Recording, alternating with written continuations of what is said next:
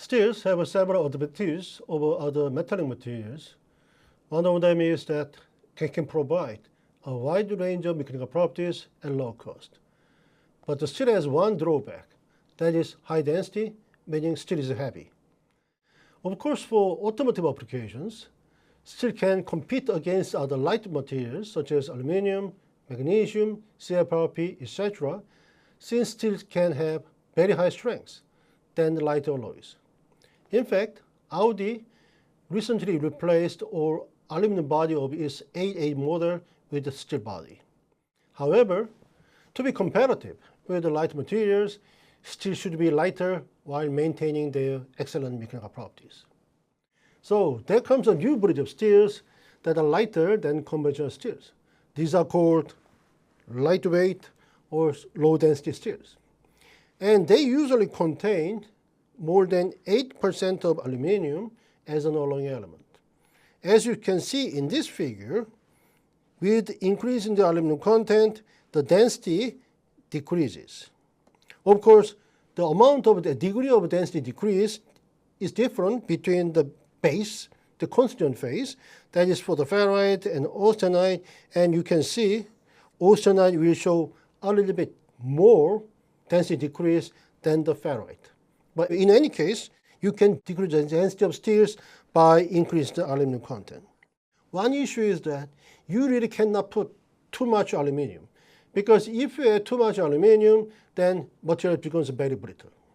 So that's why you got to have right combination of aluminum content and other alloying element. So these steels, since these steels are lighter than conventional steels, it can actually solve the problem of energy savings and environmental protection. There are two reasons why the density decreases with increased aluminum content. First of all, as you can see from this table, aluminum is much lighter than the iron. Because of its lightweight, if you add aluminum, then the density of steel will decrease. For the same reason, if you add silicon, you will also have density reduction. So in some of the lightweight steel, they have aluminum along with the silicon. Another reason for density reduction with increasing the aluminum content is if you add aluminum, the volume will increase. Volume of the austenite will increase. If the volume of the austenite increases, then the density decreases. So because of addition of light aluminum and because of lattice expansion with the aluminum addition, you will have large decrease in density with increase in the aluminum content. There are basically three types of lightweight steels based on constituent phases: ferrite base, austenite base, and duplex consisting of austenite and ferrite.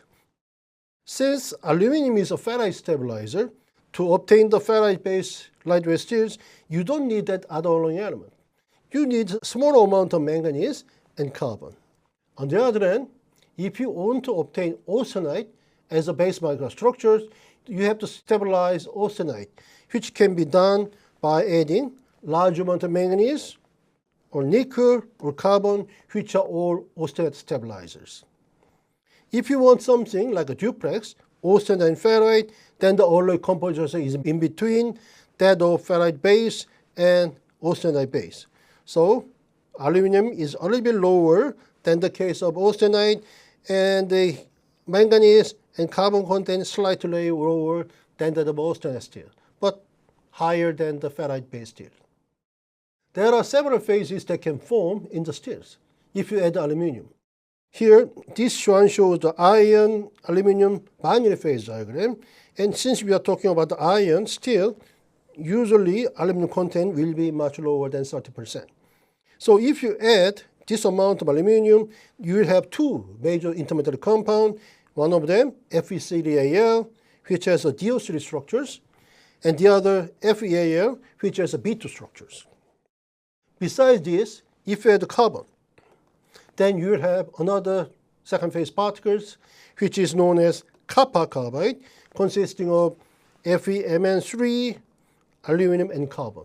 Actually, these three are more important phases in the case of lightweight steels. So among the various kinds of lightweight steels, austenite base is actually the most important one because this one will give you the best combination of strength and ductility. Although there had been several studies on aluminum-containing steels some time ago, interest in lightweight steels has been renewed, mainly because of one paper, done by Fromeyer and Briggs. This is actually, I say, they are truly pioneers of the lightweight steels, and this steel is called triplex steel. Triplex means there are three phases containing austenite matrix with a small amount of ferrite, or with 6 to 9% of nano-sized copper carbide particles. Because of presence of this copper carbide, actually this is the most important phase. They are the major strengths in phase. Because of this thing, they will show excellent combination of strength and ductility. But one problem of this triplex steel is they will usually show low work hardening rate. So this is the typical stress strain curve of austenite-based lightweight steel or triplex steel. They show good, relatively high yield strength, good tensile strength, but their work hardening rate is actually kind of low. This is one of the major issues. So why this thing happens?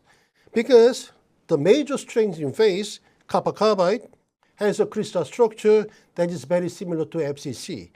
Now this is a schematic drawing showing the crystal structure of copper carbide. If you are familiar with the crystal structure of L12 phase, L12 is another superlattice of FCC. So all the corner atoms are same. If this is 100% FCC, all of the atoms at the corner, at the face of the phase, center of the phase, will be one atom. If it forms L12 structures, then corner atoms and the face atom will be different. We call it L12 structures. In the case of copper carbide, you have one more, which is the carbon at the center of the cube. But if you just forget about the carbon, this structure is basically very similar to L12 structures. So what it means, if the dislocation forms within the austenite, it will eventually meet the copper carbide. If the lattice parameter of copper carbide is similar to that of austenite, it will show perfect coherency, coherent particles. That means any dislocation moving in the austenite will easily transfer into copper carbide without changing orientation because they are perfectly coherent. So in such case, the final deformation structure will show this kind of planar array of dislocation. We call it planar slip. Once it occurs, this will eventually hit the grain boundary with a loss of strain concentration. That is why the alloy usually show very low work hardening rate. So how can you overcome this kind of problem? By inducing different type of precipitate in the microstructures. The key is that we have to incorporate something which is not shared by dislocation. That is incoherent with the austenite matrix. As I said before, there are two major phases besides copper carbide, DO3 structures and B2 structures. Here, now we try to utilize B2 structures based on FEAL. The B2 structure is based on BCC. Matrix is austenite. So even the dislocations moving within the austenite, once they meet the B2 structures, it will not be sheared. It cannot pass through this kind of B2 structures because B2 structures are incoherent with austenite matrix. So you can obtain fairly large amount of B2 particles within the matrix by modifying the compositions. And so this material will always show higher work hardening rate than the previous case, containing copper carbide particles. Now let's go to the second type, which is ferrite base. Now ferrite base actually has been subject to very large interest some time ago because many people tried to develop high temperature intermetallics for high temperature applications. This one you should have some kind of intermetallics that is based on FEAL. They are Fe3Al and FEAL. But these two intermetallics always show very, very large brittleness. Material eventually do not show zero ductility. So the interest in the intermetallic system has been faded away, and they show the interest in less aluminum-containing steel, which is ferrite-based lightweight steels. But previous studies always show this ferrite base we usually show very, very coarse ferrite grains. That was the problem. So we have to refine the grain size. In this case, we have to try to utilize precipitate to refine the grain size. Very similar concept, which has been used in the HSS steel. So eventually, you will obtain final microstructure with much refined grain size. Another issue about the ferrite-based lightweight steel is aluminum content is quite limited, because if you have too much aluminum, then you will have active formation of Fe3Al and FeAl, which have a very bad effect on the ductility. But if you make fine grain steel, then you can utilize higher aluminum content. That means the steel with a much lower density. Duplex, same as the other type of duplex steel, because it combines two phases, ferrite and austenite. What happened in this case is most of the deformation will be accommodated by ferrite, and the austenite, just like the case of strip steel, will transform into martensite upon deformation. So austenite grain shown here will eventually change into martensite upon the deformation. Because of this trap phenomena, the duplex steel can show good combination of tensile properties, such as UTS over 800 megapascal with total elongation of 40%. So this one shows tensile properties of lightweight steels, both duplex type, austenite-based triplex type, B2 strengthen, and some of the ferrite-based type. And as you can see here, this lightweight steel, regardless of their major constraint phases, they will always show higher strength than the strip steel. Of course, the strip steel shows the largest elongation. The problem is they had low yield strength. But like I said before, B2 strengthened, triplex, and duplex, and even the ferrite-based lightweight steel always show higher strength, of course with a somewhat lower ductility. But another thing is, especially the B2 strength in the lightweight steel will always show much better combination of strength and ductility than any kinds of lightweight steels.